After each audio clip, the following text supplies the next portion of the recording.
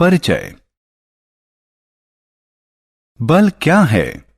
जब हम किसी वस्तु पर बल आरोपित करते हैं तो क्या होता है?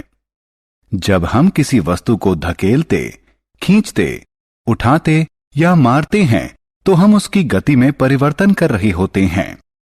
गति में इस परिवर्तन के लिए बल की आवश्यकता होती है।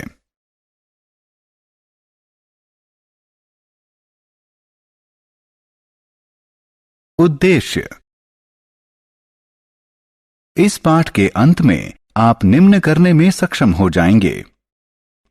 बल को परिभाषित करना, बल की विशेषताएं बताना, बल का प्रभाव समझना, संपर्क बल और असंपर्क बल के बीच विभेद करना, संपर्क बल और असंपर्क बल के प्रकार बताना, ठोस, द्रव और गैस द्वारा आरोपित दाब की विशेषताएं बताना, दाब का मनुष्य के शरीर पर प्रभाव बताना, वायु दाब को परिभाषित करना।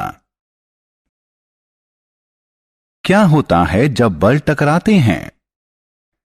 यदि आप एक भारी बक्सा लेते हैं और उसे खिसकाने की कोशिश करते हैं तो वह नहीं हटेगा। अब यदि आप किसी मित्र को बुलाकर सहायता लेते हैं और उसे उसी दिशा में खिसकाते हैं तो यह हटता है। इस प्रयोग से प्रमाणित होता है कि समान दिशा में लगाए गए बल संयुक्त हो जाते हैं। बल का प्रभाव। एक पतले रबर का गुब्बारा लीजिए और इसमें हवा भरिए। इसका आकार परिवर्तित हो जाता है। फिर इस खुले सिरे को धागे से बांधिए। अब हवा भरिए, गुब्बारे को दबाइए, फिर से आकार परिवर्तित हो जाता है। यह बल के प्रभाव के कारण होता है। जब आप फुटबॉल खेलते हैं तो फुटबॉल को मैदान के केंद्र में रखते हैं। जब आप इसको मारते हैं तो यह वांछित दिशा में आगे बढ़ती है। इसी प्रकार रसोई में तुम्हारी मां आटे की लोई बनाती है और उन्हें चपाती के रूप में बेलती है। इस मामले में वह लोई को चपटा बनाने के लिए बल का प्रयोग करती हैं। बल का प्रभाव। किसी वस्तु पर उचित बल आरोपित करके उसकी दिशा को परिवर्तित किया जा सकता है। उदाहरण स्वरूप, क्रिकेट में बल्लेबाज द्वारा मारी गई गेंद को जब क्षेत्र रक्षक पकड़ता है तो उसकी गति शून्य हो जाती है। और यदि आप एक गतिशील फुटबॉल को ठोकर मारते हैं तो उसकी गति बढ़ जाती है।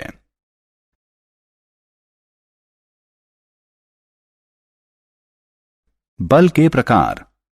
बल के दो मुख्य प्रकार हैं, संपर्क बल और असंपर्क बल। पेशीय बल, घर्षण बल इत्यादि संपर्क बल का उदाहरण है। इसी प्रकार चुंबकीय बल, स्थिर वैद्युत बल, गुरुत्वीय बल इत्यादि असंपर्क बल के उदाहरण हैं। संपर्क बल।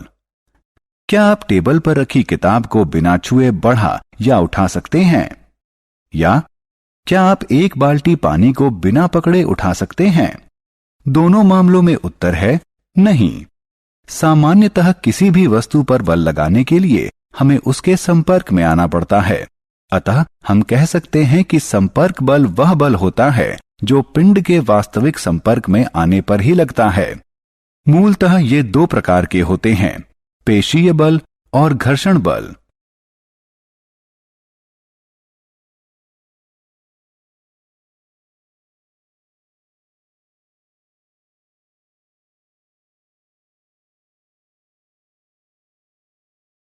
पेशीय बल।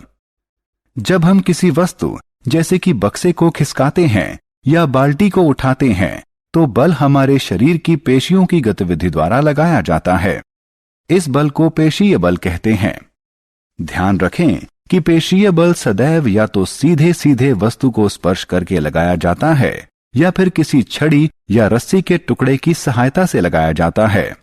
उदाहरण के लिए, फल या सब्जी को चाकू की सहायता से काटना, हथौड़े की सहायता से कील ठोंकना, घोड़े द्वारा गाड़ी को खींचना। घर्षण बल।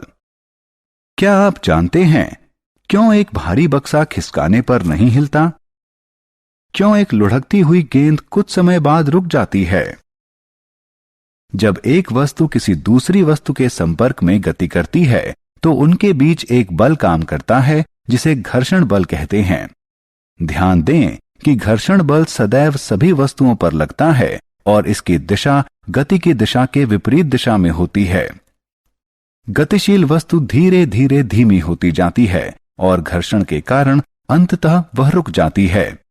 यह स्पष्ट होता है कि घर्षण बल सदैव किसी पिंड की दूसरे पिंड के संपर्क में होने वाली गति के प्रतिरोध में काम करता है।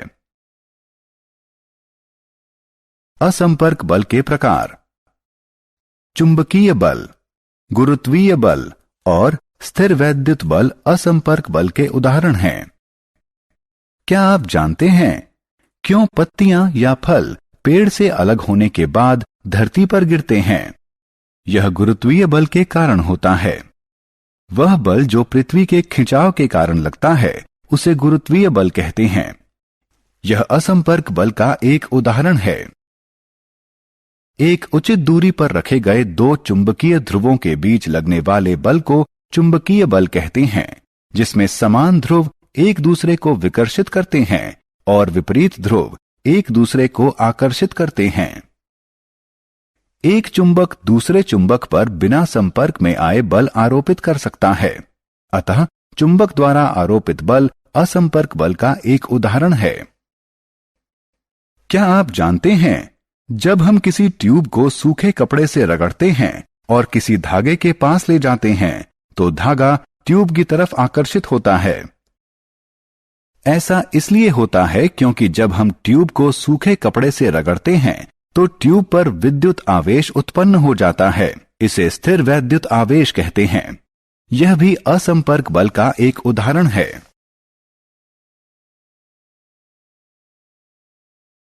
दाब। आइए एक गतिविधि करें। लगभग समान आकार के 5 लकड़ी के डिब्बे लीजिए। उन्हें भारी बनाने के लिए उसमें लोहे के टुकड़े भर दीजिए। इन डिब्बों को लकड़ी के एक टेबल पर अलग अलग रख दीजिए। इन डिब्बों द्वारा टेबल पर आरोपित दाब बल देखिए। आप देखेंगे कि टेबल सामान्य ही रहता है और यह बक्सों के भार के दाब बल से अप्रभावित रहता है। अब इन्हीं डिब्बों को टेबल के बीच में एक के ऊपर एक रखिए। अब इसका प्रभाव देखिए। इस प्रकार रखने पर टेबल डिब्बों के भार से या तो मुड़ जाता है या टूट जाता है। क्या आप अनुमान लगा सकते हैं कि ऐसा क्यों हुआ? यद्यपि दोनों स्थितियों में लगाया गया बल समान था, फिर भी पहली स्थिति में इसका प्रभाव अल्प था और दूसरी स्थिति में टेबल मुड़ गई। इस गतिविधि से प्रमाणित होता है कि बल और इसका प्रभावी क्षेत्रफल दोनों महत्वपूर्ण हैं। जिस क्षेत्रफल पर बल आरोपित किया जाता है वह जितना छोटा होगा इसका प्रभाव उतना ज्यादा होगा और इस अवधारणा को दाब कहते हैं। हम कह सकते हैं कि दाब बल से संबंधित है।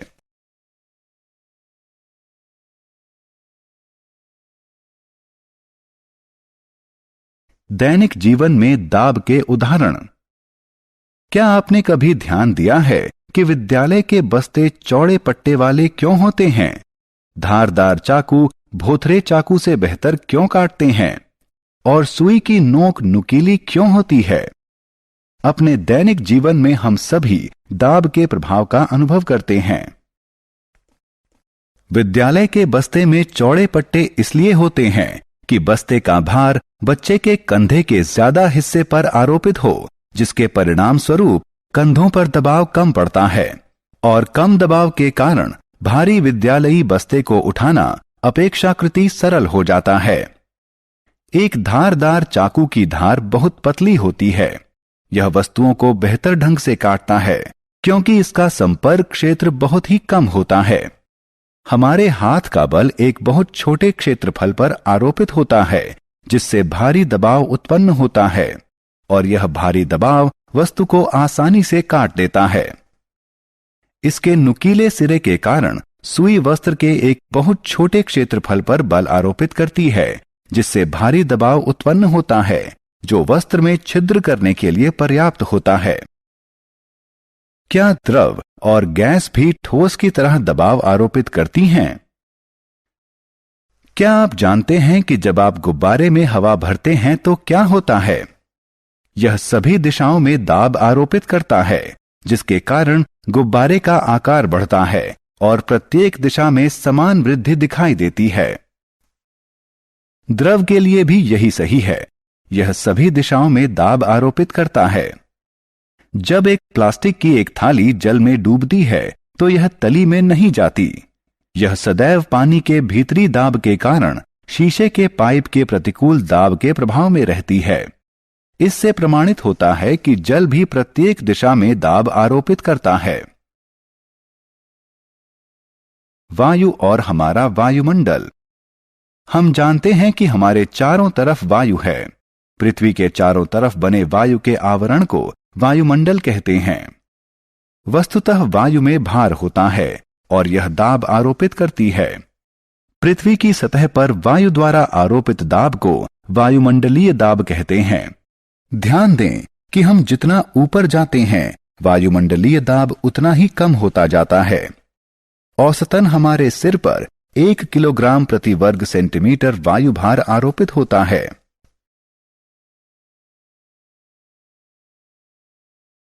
वायुमंडलीय दाब का दैनिक जीवन में अनुभव। अपने दिन प्रतिदिन के जीवन में हम वायुमंडलीय दाब के कई अनुभव करते हैं। कुछ सामान्य उदाहरण हैं: पाइप की सहायता से कोल्ड ड्रिंक पीना, किसी द्रव में सिरिंज की नोक डालना या स्याही वाली कलम में स्याही भरना। क्या आप जानते हैं कि जब आप कोल्ड ड्रिंक की चुस्की लेते हैं तो क्या होता है?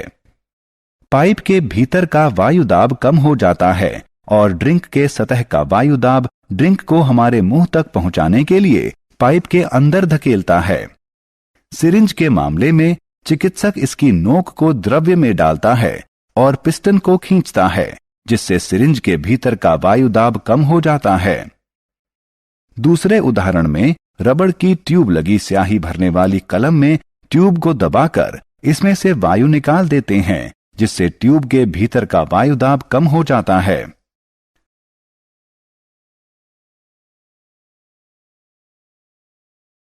सारांश। आइए हमने जो कुछ सीखा है उसे संक्षेप में दोहराएं। बल एक खिंचाव या धक्का है जिससे पिंड की गति में परिवर्तन होता है।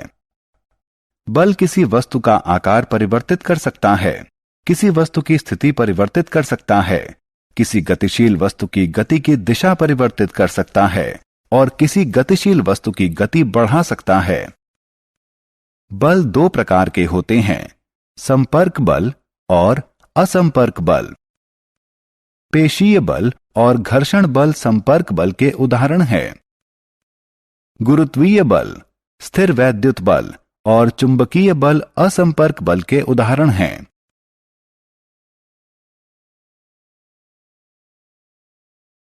बल प्रति इकाई क्षेत्रफल को दाब कहते हैं। ठोस का दाब उसके भार के कारण होता है और यह सदैव नीचे की ओर आरोपित होता है, लेकिन द्रव और गैस का दाब नीचे, बगल में और ऊपर भी यानी चारों तरफ आरोपित होता है। पृथ्वी के चारों तरफ बने वायु के आवरण को वायुमंडल कहते हैं। पृथ्वी के सतह पर आरोपित होने वाले वायु के दाब को वायुमंडलीय दाब कहते हैं।